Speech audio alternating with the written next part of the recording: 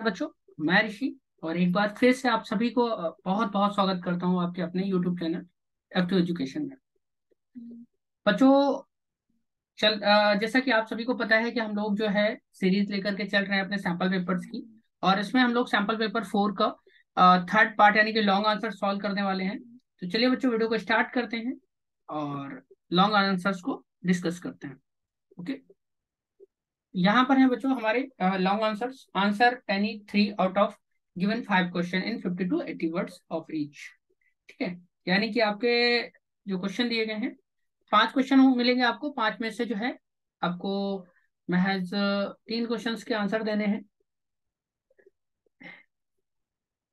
तो हम लोग पहला क्वेश्चन ले लेते हैं। पहला क्वेश्चन है हमारा, Garima is a mathematics teacher and she use spreadsheet to maintain the mark list of her class. She teach 5 different sections, and for each section she has a separate sheet. She has to perform similar functions in all the sheets. To save her time, she want to create a micro. Okay, चलिए, अभी यहाँ तक सिर्फ story है हमारी, अभी question start नहीं हुआ है। ठीक है, अब यहाँ पर देखिए ये हमारे क्वेश्चन दिए गए हैं। सबसे पहला चीज क्या पूछा गया है, write the step to create a macro, write the step to run a micro, write any two advantage of a macro. Okay, what is the extension of file in Open Office Calc and MS Excel. Okay, चलिए बहुत simple से question है बच्चों। सबसे पहला question ले लेते हैं, write the step to create a micro. क्वेश्चन क्या कह रहा है आप सभी को पता चल गया होगा। ठीक है, तो आंसर 1 है हमारा, write the step to create a micro. तो सबसे पहले आपको क्या करना है बच्चों कि स्टेप वाइज लिखना है। तो आप यहाँ पर स्टेप 1 आपका आ जाता है। ठीक है ना, स्टेप 1 में क्या है, क्लिक टूल, यानी कि वो आपका बेसिक जो है open M S Word and go to the data table या डेवलपर ऑप्शन है ना, इस तरीके से आप क्लिक सकते हो। उसके बाद क्या है, फिर आपको कहाँ पे क्लिक करना है, click tools option, CLIC, click tool. Step 2, tool के बाद आपको जाना है मैक्रोज में। स्टेप 3, और मैक्रोस के बाद आपको जाना है मैक्रोस रिकॉर्डर। मैक्रो या रिकॉर्ड मैक्रो कर सकते हो आप यहाँ पे। ठीक है ना, रिकॉर्ड मैक्रो का ऑप्शन आता है, यहाँ पर आप यूज कर सकते हो रिकॉर्ड मैक्रो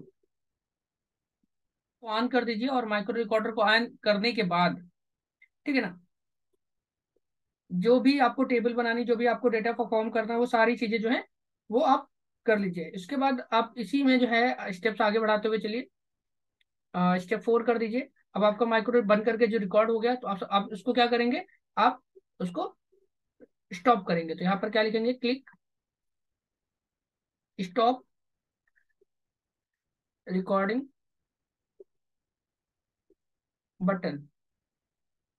ठीक है, यानी कि आप क्या करेंगे, आपका माइक्रो रिकॉर्ड हो गया, आप सबसे पहले उसको क्लोज करेंगे, स्टॉप करेंगे। ठीक है ना, स्टॉप करने के बाद क्या करेंगे, आप जो है नाउ, अब यहाँ पर क्या करेंगे, स्टेप 5 में type the name of micro.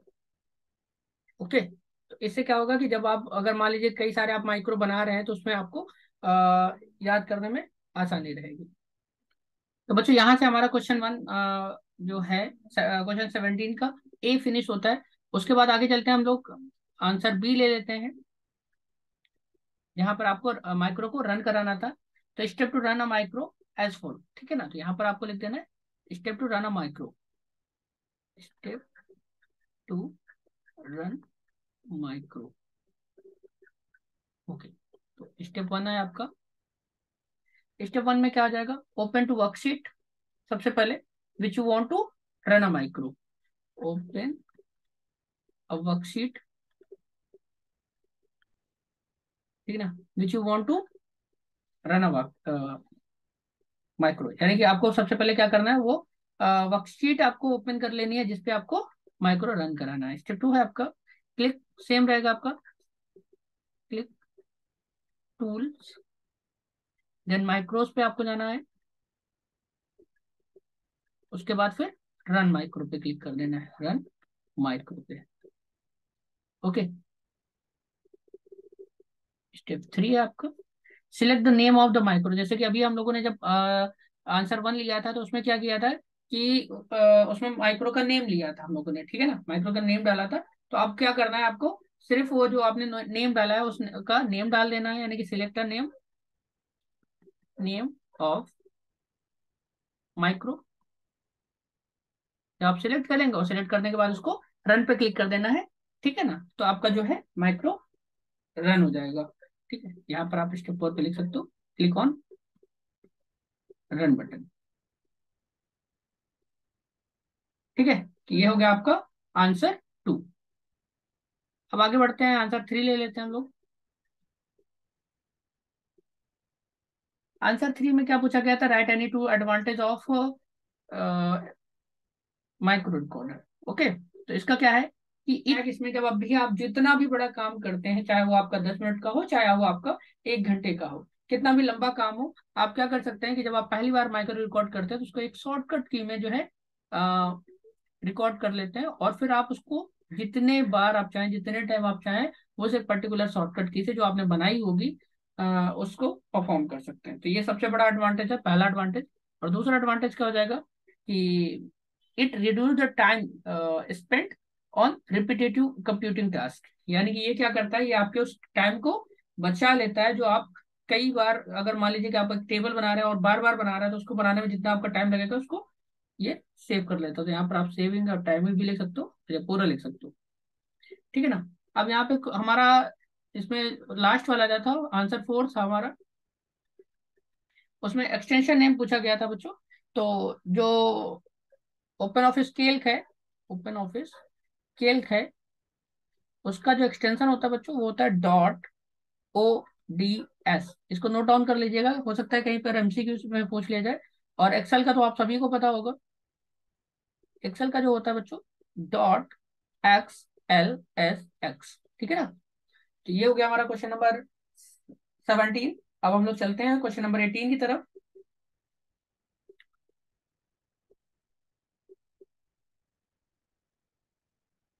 Question number 18 की ले लेते हैं हम लोग। यहाँ पे है, यहाँ पर लिखा है Jessica is creating new letter in a word processor for her school, ठीक है ना, bulletin board. She want to add some pictures on that newsletter. अब देखिए यहाँ पर वो क्या करना चाहती है। पहला क्वेश्चन है आपका, what are the source to add an image in the computer.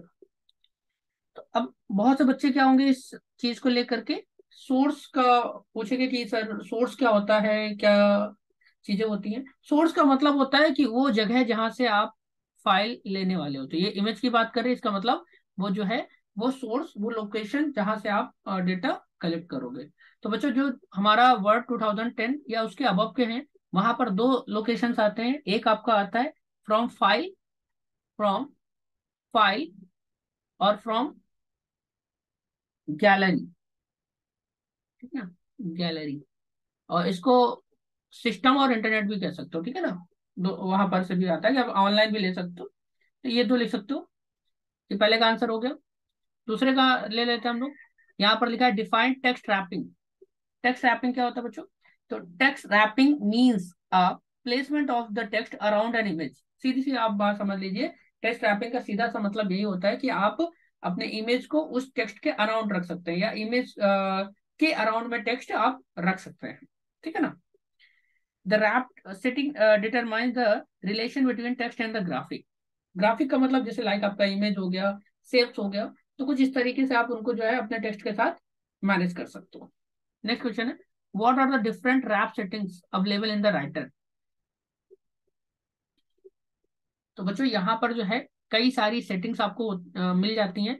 मैं एक बार कोशिश करूंगा कि आप जो है उस चीज को देख लें, ताकि आपको अच्छी तरीके से समझ में भी आ जाए। तो देखिए कि हम लोगों ने पहले क्वेश्चन उसमें देखा था। तो यहाँ पर देखिए जैसे आप पिक्चर पे क्लिक करते हैं तो लिखा है दिस डिवाइस और ऑनलाइन पिक्चर। ये दो तरीके हैं जिससे आप अपने पिक्चर्स को इंसर्ट कर सकते हो, ठीक है ना। यहाँ पे हमने क्लिक किया और किसी भी तरीके का एक जो है हम लोग यहाँ पर एक इमेज इंसर्ट कर लेते हैं यहाँ पर, ठीक है। तो इस तरीके से हमारा जब इमेज आएगा तो यहाँ पर देखिए, यहाँ पर आपका ऑप्शन आता है पिक्चर फॉर्मेट। पिक्चर फॉर्मेट पे आप यहाँ पर जब जाएंगे तो आपको देखिए यहाँ पर आपको रैप टेक्स्ट का ऑप्शन दिख रहा है, ठीक है ना। तो वहां पर आपको रैप टेक्स्ट मिलेगा। यहाँ पर जैसे ही आप यहाँ पर रैप टेक्स्ट पे क्लिक करेंगे तो रैप टेक्स्ट में देखिए कई सारे ऑप्शन आपको मिल रहे हैं, square, tight, through, top and bottom, behind the text, in the front of text. तो इस तरीके के ऑप्शन आपको यहाँ पर देखने को मिल जाएंगे। ओके, उसके बाद आगे चलते हैं, अगला क्वेश्चन ले लेते हैं। हमारा क्वेश्चन नंबर डी है। डी में दिया गया है, बोला गया है what are the arrangement option available in writer. Arrangement option के बारे में पूछा जा रहा है, ठीक है ना। तो पहली चीज क्या है कि writer provide two arrangement option. तो यानी कि राइटर का मतलब बच्चों यहाँ पर जो है एमएस वर्ड ही है, ठीक है ना। ये दो अरेंजमेंट आपको प्रोवाइड कराता है, दो। ओके, पहला क्या है, bring to front, bring to front. And दूसरा क्या होगा, send to back, send to back. अब बच्चों ये क्या चीज होती है, ये क्या होता है कि जैसे मान लीजिए कि आपने यहाँ पर एक आपकी ये इमेज है, ठीक है ना। अब यहाँ पर आपने क्या किया, शेप एक ले लिया, ये वाला जो है ये आपका शेप है, ये शेप है। ओके, ये इमेज है, ये शेप है। लेकिन अब क्या है कि ये जो है ये बैक में है और ये फ्रंट पे है। लेकिन आपको क्या चाहिए कि अब ये आप चाहते हैं कि आपका जो शेप है वो पीछे चला जाए, ठीक है ना, और जो इमेज है वो ऊपर आ जाए। तो देन यहाँ पर हम ये इस तरीके के ऑप्शंस का इस्तेमाल करते हैं, ठीक है ना। ये चीज इस जगह पे यूज होगी। लाइक मान लीजिए कि आपने कोई टेक्स्ट लिखा हुआ है, उसके ऊपर आपने इमेज रख दी है, या तो इस तरीके से आप बैक और फ्रंट में चीजों को ला सकते हैं। चलिए, तो यहां से हम लोग आगे चलते हैं और अपना क्वेश्चन नंबर 19 ले लेते हैं। ओके,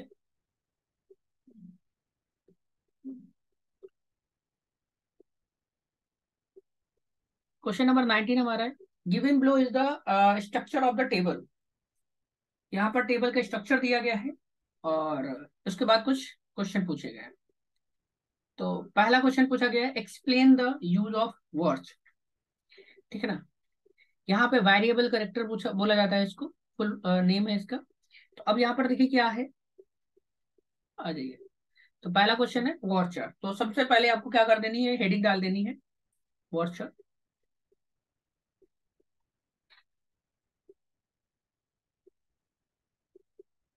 ओके, तो ये क्या है, watcher is a data type in SQL, ठीक है ना। अब पहली चीज समझ लीजिए कि जब हम लोगों ने एमएस एक्सेस में डेटा टाइप्स पढ़े थे, तो वो डेटा टाइप्स आपको यहाँ पे मिल जाएंगे। तो varchar is a data type in SQL which is use to store character, string and variable length. अब करेक्टर और स्ट्रिंग क्या होता है, करेक्टर का मतलब होता है बच्चों जैसे लाइक ए, बी, सी, ये क्या है, करेक्टर है। लेकिन यहीं पर अगर हमने लिख दिया लाइक ऋषि, तो ये क्या है बच्चों, ये आपका स्ट्रिंग कहलाएगा, ठीक है ना। ये करेक्टर्स है सिंगल और ये स्ट्रिंग कहलाएगा। तो अब वायर कैर क्या है, ये क्या है बच्चों, वायर कैर एक तरीके का डेटा टाइप है जो आपके इन इन चीजों को स्टोर करता है। ओके, अब यहाँ पर क्या करता है कि जब आप इसको डिफाइन करते हैं तो यहाँ पर ब्रेकेट में कुछ समथिंग डिफाइन कर देते हैं लाइक 40। तो अब यहाँ पर जो आपने वेर कैर लिया हुआ है तो इसकी जो लेंथ होगी वो कितना होगा, 40 कैरेक्टर्स होगा विद द इंक्लूडिंग और स्पेस। ओके, चलिए अब आगे बढ़ते हैं, नेक्स्ट क्वेश्चन लेते हैं हम लोग। अगला क्वेश्चन दिया गया है यहाँ पर, create the table books with the book ID is primary key. तो यहाँ पर ये देखिए ये दिया गया है, बुक आईडी है ये, इंटीजर लिया गया है और इसमें प्राइमरी की भी लगा हुआ है। तो क्रिएट अ टेबल, अब टेबल हमको क्रिएट करनी है बुक के नाम से, ठीक है ना, books with book ID as a primary key. चलिए, तो अब हमको क्रिएट टेबल, टेबल क्रिएट करने के लिए क्या करना है, एसक्यूएल क्वेरी लिखनी है, एसक्यूएल कमांड्स लिखने हैं। तो आ जाते हैं, बी है, बी का पहला है एसक्यूएल कमांड्स हमने लिखते हैं, ठीक है। तो हमें सबसे पहले किस चीज के लिए बोल रहा है भाई, क्रिएट के लिए बोल रहा है। तो जैसे क्रिएट के लिए बोल रहा है तो आप क्रिएट कर दीजिए। तो CREATE, create table, create table. अब क्या नाम था उसका, बुक्स। टेबल का क्या नाम था, बुक्स, ठीक है, बुक्स नाम था टेबल का, बुक्स। और यहाँ पर क्या था, बुक्स आईडी, ब्रैकेट में आप डाल दीजिए बुक्स आईडी।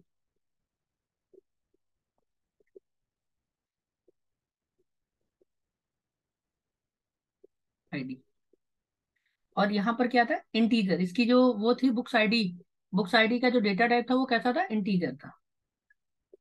ठीक है ना, यहाँ पे हमने ये बुक्स बनाई है, अब इसके बाद इसकी फील्ड जनरेट कर रहे हैं। तो पहले हम बुक्स आईडी बना रहे हैं, तो बुक्स आईडी कैसा है, इंटीजर है। यहाँ पर हम लिख देंगे इंटीजर। और क्या था, प्राइमरी की था, तो यहाँ पर आप प्राइमरी की लिख सकते हो। और क्लोज कर दिया इसको। दूसरा जो था, ये पहला आपका हो गया बुक्स आईडी हो गया। ठीक है, दूसरा क्या था, दूसरा आपका था नेम। इसके बाद इसका डेटा टाइप है, यहाँ पे कॉमा नहीं लगेगा। नेम के बाद नेम का जो डेटा टाइप था वो varchar था, और इसकी लेंथ थी 40।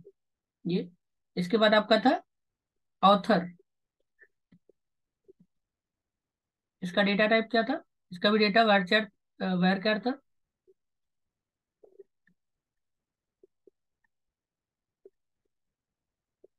और इसकी जो लेंथ थी वो थी 25। और उसके बाद फिर क्या था, प्राइस।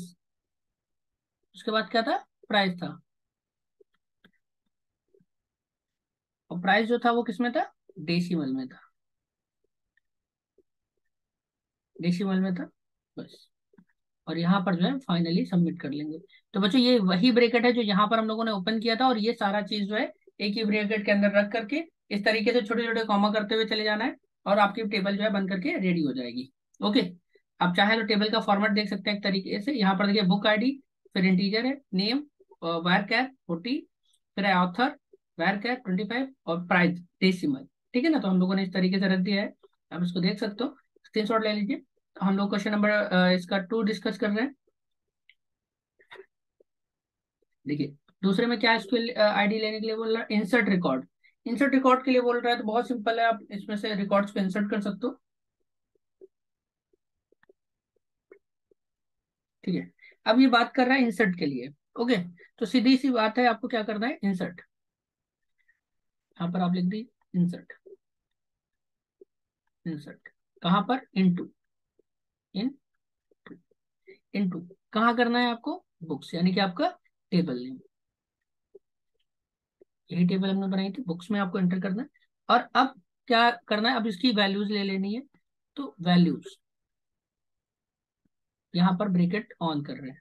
ठीक है ना, क्या करना था, अब यहाँ पर देखिए 1209 अच्छा, ये क्वेश्चन में ही दिया गया है कि क्या वैल्यू आपको जो है करना है। अ, पंचरत्न,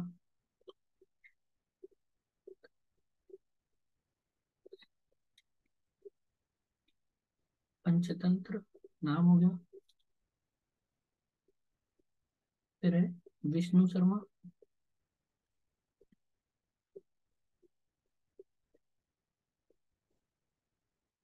फिर कॉमा, उसके बाद उसकी जो प्राइस है वो कितना है, 250। और इसके बाद क्लोज, और ये टर्मिनेटर। बच्चों इसके बाद हम लोग जो है थर्ड लिख लेते हैं, यानी कि बी का सेकंड कह लो आप, या ओवरऑल थर्ड कह लो। इसमें उन्होंने टेबल को अल्टर करने के लिए बोला है, यानी कि टेबल में कुछ चेंजमेंट करने के लिए बोला है। तो सीधी सी बात हो जाएगी, यहाँ पर क्या करना है, आपको अल्टर कर देना है। अल्टर का मतलब होता है कुछ चेंजमेंट करना, अपने टेबल में कोई चेंजमेंट करना। तो अल्टर टेबल, और टेबल का नाम रख लेंगे हम लोग, क्या है, सॉरी, बुक्स है। ठीक है, तो हम लोगों ने बुक्स डाल दिया। अब क्या करना है, रीनेम करना है इसको। ओके, अब यहाँ पर हम लोग यूज करेंगे, इसको करना क्या है, रीनेम करना है। तो रीनेम करना है, रीनेम टू। तो अब क्या नाम डालना है इसमें, रीनेम टू बुक नेम, यानी कि पहले बुक्स था, अब इसको हम रीनेम करके, बुक्स को रीनेम करके क्या कर रहे हैं, बुक्स नेम कर रहे हैं। ठीक है, इसको टर्मिनेट कर देंगे। तो बच्चों यहाँ पर हमारा ये वाला क्वेश्चन भी फिनिश हो गया है। अब हम लोग आगे बढ़ते हैं और क्वेश्चन नंबर ले लेते हैं। क्या कहा गया है, Smith work in a hotel, he want to store information of guests such as serial number, guest name, their room numbers, date of check-in, their address and phone number in database. Help him solving the sum of his queries. चलिए, तो हम लोग queries को solve कर लेते हैं। पहला question क्या है इसका, which field should be set as a primary key. तो सिंपल सी बात है बच्चों कि यहाँ पर उसने क्या पूछा है कि कौन सी की ऐसी है जहां पर हम प्राइमरी की लगा सकते हैं, कौन सा फील्ड ऐसा है। ठीक है, तो सबसे पहले यहाँ पर जो है वो सारी चीजें उसकी मतलब मैच हो सकती हैं, डुप्लीकेट वैल्यू हो सकती है। तो यहाँ पर क्या हो जाएगा, serial number can be set as a primary key. ठीक है ना, क्योंकि यहाँ पे ऑटो नंबर रहेगा, वो चेंजमेंट होगा नहीं, और वो क्या हो जाएगा फिर हमेशा मतलब चेंज होता रहेगा, तो वहां पर यूनिक वैल्यू ही रहेगी। तो यहाँ पे आप प्राइमरी की सेट कर सकते हो। दूसरा क्वेश्चन दिया गया है, what is the default format of date in the Open Office Base. तो डिफॉल्ट डेट जो है इसकी बच्चों वो क्या रहती है, डिफॉल्ट डेट रहती है डेट मंथ एंड ईयर। इसका जो होगा वो होगा डेट मंथ एंड ईयर। ठीक है ना, लाइक 12 मंथ में आपका चाहो तो ऐसे जनवरी या 01 और 2022, तो आपको ये फॉर्मेट लिख के देना है। ठीक है, डेट मंथ ईयर रहती है। नेक्स्ट क्वेश्चन है थर्ड आपका, define form in a database. ये हम लोग पिछले भी सैंपल पेपर्स में भी डिस्कस कर चुके हैं कि what is the form in a database. तो a form is a database object in which is used to create user interface. It is an front end of the data entry or editing.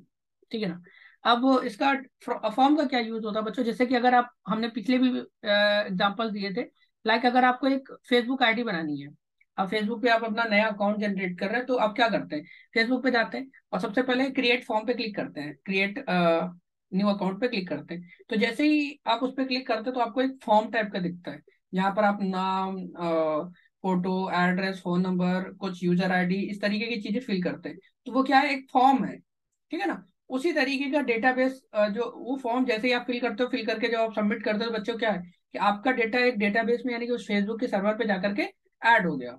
तो वही आपका form है। Okay, समझ में आया ना, इसी तरीके से इसको फॉर्म होता है। अब यहाँ पर क्या बोला, how can you create a form in Open Office Base. तो यहाँ पर क्या किया गया है, जो है स्टेप्स पूछे गए हैं। अब सिंपली इसको क्रिएट करने के लिए क्या करना है, आपको फॉर्म विजार्ड मिल जाता है। फॉर्म विजार्ड पे जैसे ही आप क्लिक करेंगे, एमएस एक्सेस पे जाएंगे। ठीक है ना, ओपन ऑफिस बेस का मतलब है एमएस एक्सेस। ठीक है, ये डेटाबेस, जैसे ही आप उस पे जाएंगे, उस पे जाकर के आप फॉर्म विजार्ड क्वेरी पे क्लिक करेंगे। ठीक है ना, वहां पे फॉर्म मिल जाएगा और वहां पे कुछ फॉर्मेट आपको मिले होंगे, तो उन्हीं फॉर्मेट में से किसी पे आप क्लिक कर देंगे तो वो इजिली ओपन हो जाएगा। आगे चलते हैं, नेक्स्ट करते हैं, क्वेश्चन नंबर 21 ले लेते हैं हमारा। Sakti's father worked in a bank. One day, Sakti visited in a bank to meet his father. There were a customer in a bank and all the employees were sitting. His father told him that the server was down and no banking operations could be performed.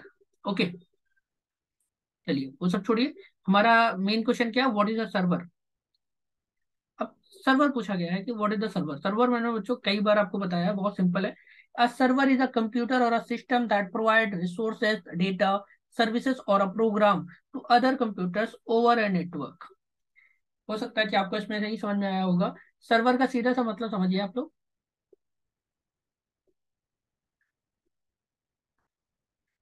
ठीक है, मान लेते हैं कि ये आपका computer है, यहाँ पर एक कंप्यूटर रखा हुआ है।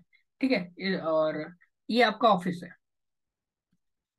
हम यहाँ पर ऑफिस, ये हमारा ऑफिस 1 है, ये हमारा ऑफिस 2 है, और ये हमारा ऑफिस का ब्रांच मान लेते हैं ऑफिस 3 ब्रांच। ठीक है ना, यानी कि हमारी एक ऑफिस की 3 ब्रांचें हैं। अब इस ब्रांच का डेटा जो है एक सिस्टम पर यहाँ पर स्टोर है, इस ब्रांच का डेटा जो है इस सिस्टम पे स्टोर है, और एक ब्रांच का डेटा जो है इस सिस्टम में स्टोर है। ठीक है ना, ये यहाँ पर क्या हो रहा है कि इस सिस्टम में सारा डेटा जो है स्टोर करके रखा हुआ है। अब यहाँ पर क्या है कि अगर इसको रिक्वायरमेंट है तो वो डेटा एक्सेस कर रहा है किसी भी तरीके का, इसको रिक्वायरमेंट है वो डेटा एक्सेस कर रहा है, इसको रिक्वायरमेंट है वो डेटा एक्सेस कर रहा है।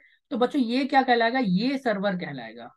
सर्वर का मतलब होता है एक ऐसा कंप्यूटर जिसमें आपने अपनी सारी इंफॉर्मेशन को स्टोर करके रखा हो। तो मान लीजिए कि वहां पर अगर कोई एक बैंक का हम नाम ले लेते हैं, मान लेते हैं कि आईसीआईसीआई बैंक है। फॉर एग्जाम्पल अगर आईसीआईसीआई बैंक है और उसका जो सर्वर है, यानी कि उसका जो सारा डेटा होगा सभी ब्रांचेस का, जितने भी शहरों में जितने भी ब्रांचेस है उन ब्रांचेस का एक जगह पर पूरी इंफॉर्मेशन होगी, उस जहां पर वो इंफॉर्मेशन है वो सिस्टम, वो कंप्यूटर क्या कहलाएगा, सर्वर कंप्यूटर कहलाएगा। और अगर उसमें कहीं गड़बड़ होती है, कहीं पर नेटवर्क में प्रॉब्लम आती है, कुछ भी प्रॉब्लम हो जाती है, तो वो क्या कहलाया जाएगा कि सर्वर डाउन है। ठीक है, या सर्वर में गड़बड़ी है और कोई भी काम नहीं हो सकता है। ठीक है, तो पहला क्वेश्चन हो गया। दूसरा क्वेश्चन देखते हैं, what are the computers in the network called, sorry, what are the other computers in the network called. तो अब यहाँ पर चलते हैं, हम लोग ये भी देख लेते हैं। तो बच्चों, other computers in the network are called client. जैसे कि वो हमारी डायग्राम आएगा, हाँ आ गया। ठीक है ना। अब देखिए ये डायग्राम जो था बच्चों, यहाँ पर देखिए। अब जैसे कि ये तो हमारा सर्वर हो गया, लेकिन इन्हीं में ये कंप्यूटर्स भी तो जुड़े हैं। ये वाले जो कंप्यूटर्स हमारे जुड़े हुए हैं, अब ये क्या कर रहे हैं, ये इस वाले कंप्यूटर से क्या करते हैं, रिसोर्स लेते हैं, जा करके चीजें लेते हैं। तो ये क्या कहलाते हैं, क्लाइंट कहलाते हैं। जैसे हमारा ये क्लाइंट सर्वर मॉडल ही है बिल्कुल। ठीक है ना, क्लाइंट। जैसे कि आप मान लीजिए यूट्यूब का ही एग्जांपल ले लेते हैं, यूट्यूब का। अब ये मान लीजिए ये आपका सिस्टम है, आप अपने सिस्टम से यूट्यूब पे जाते हैं और कुछ भी सर्च करते हैं, एनीथिंग। लाइक आपने सर्च किया F2 एजुकेशन, तो अब यूट्यूब क्या करेगा, आपको कुछ एग्जाम्पल, कुछ आपके F2 एजुकेशन के कुछ वीडियोस आपको शो कर देगा, चैनल शो कर देगा। तो अब यहाँ पर आपका क्या हुआ, आप क्या हुआ, क्लाइंट हुए, और आपने क्या किया, सर्वर से, यानी कि यूट्यूब के सर्वर से क्या की, रिक्वेस्ट की। ठीक है ना, कि आपको ये चीज चाहिए, ये आपका कीवर्ड है, रिक्वेस्ट है। और उसने उस रिक्वेस्ट पे जो भी आपको रिजल्ट दिए, वो आपके रिजल्ट कहलाएंगे। ओके,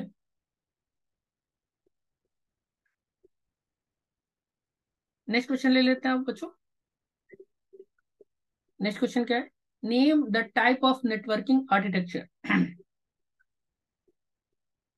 तो बच्चों ये वाला टॉपिक भी हम लोग कई बार पढ़ चुके हैं। सिर्फ दो तरीके के नेटवर्किंग आर्किटेक्चर होते हैं। आपका पहला है peer to peer, peer to peer, तो शॉर्ट में बोलते हैं पी टू पी। और दूसरा है आपका client server architecture, client server architecture. अब क्लाइंट सर्वर आर्किटेक्चर क्या होता है बच्चों, क्लाइंट सर्वर आर्किटेक्चर होता है जो अभी आपने देखा, जो अभी आपने देखा, कौन सा वाला नाम देखा बच्चों, वो क्या था, आपका क्लाइंट सर्वर था। और पीयर टू पीयर में क्या होता है, पीयर टू पीयर में बच्चों ये होता है कि ये मान लीजिए ये आपका सिस्टम, ये एक दूसरा सिस्टम ये है, तीसरा सिस्टम ये है, आपका चौथा सिस्टम ये है, आपका इस तरीके से कई सारे सिस्टम है। और इनको आपने आपस में कनेक्ट कर रखा है एक दूसरे से। तो ये क्या कहलाता है, ये पीयर टू पीयर कहलाता है, पी टू पी आर्किटेक्चर कहलाता है। ओके, चलते हैं, लास्ट क्वेश्चन ले लेते हैं हम लोग। लास्ट क्वेश्चन दिया गया है, what type of networking technology you think is being used there. ठीक है, तो बच्चों यहाँ पर ये पूछा जा रहा है कि आज उस जगह पर किस तरीके की नेटवर्किंग टेक्नोलॉजी यूज की जा रही थी बैंक में। ठीक है, तो बच्चों वहां पर जो नेटवर्किंग टेक्नोलॉजी थी उसका नाम था क्लाइंट सर्वर। ठीक है ना, it is a type of networking each computer design to role either as a server और एज अ क्लाइंट। ठीक है, कहने का मतलब, जब जैसे कि ये दो कंप्यूटर हैं, एग्जाम्पल ही ले लेते हैं। ठीक है, अब जैसे कि ये कंप्यूटर वन है और ये कंप्यूटर टू है। अब इसके पास कोई इन्फॉर्मेशन है, अब इस कंप्यूटर, ये यहाँ पर रिक्वेस्ट डाला इन्फॉर्मेशन के लिए, तो ये क्या कहलाएगा, ये सर्वर कहलाएगा और ये क्लाइंट कहलाएगा।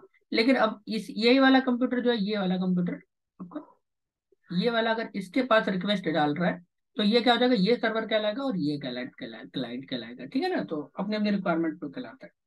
तो बच्चों इसी के साथ हम लोगों ने लॉन्ग आंसर भी फिनिश कर लिए। और कल मिलेंगे हम अपने सैंपल पेपर 5 के साथ। तो चलिए, तब तक चैनल से जुड़े रहिए, मिलते हैं नेक्स्ट वीडियो में, तब तक के लिए थैंक यू।